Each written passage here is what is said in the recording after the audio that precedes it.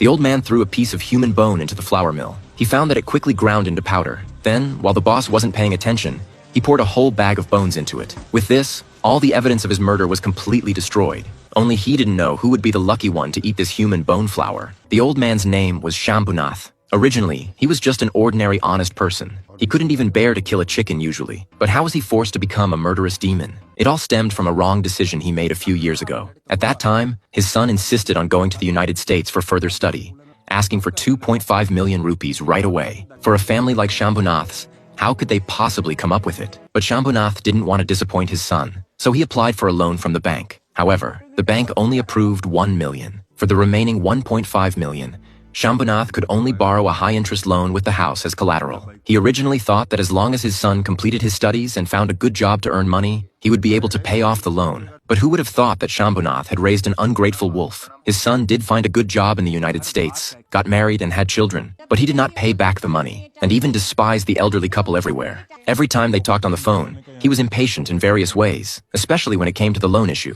The son always found excuses to hang up the video. Therefore, the pressure of repaying the huge debt fell entirely on the elderly couple. The gang that lent them money often came to collect debts and treated them badly. That night, the villain came to collect debts again and brought a woman with him. He first let the woman touch old Joe's toes. In India, this is the highest etiquette for elders, but Shambhunath was so scared that he didn't dare to make a sound. Before the other party could speak, he took the initiative to go into the house and took out this month's interest. The villain saw that it was 2,000 rupees short and didn't question Shambhunath. Instead, he took the woman directly into Shambhunath's bedroom. A minute later, the two walked out in disarray. Looking at the ravaged room, the elderly couple understood that this was a warning and a humiliation. A few days later, Shambhunath had just withdrawn some money from the bank and was targeted by the villain again. He went up and robbed the money. When he left, he found that the car was broken. He ordered Shambhunath to push the car for him. Shambhunath did not dare to resist and could only obediently obey. However, such a difficult fate did not crush Shambhunath's kindness. As a retired old teacher, he would do his best to tutor those children who could not afford to go to school for free, and even squeezed out money from his meager living expenses to buy them cakes to celebrate their birthdays. However,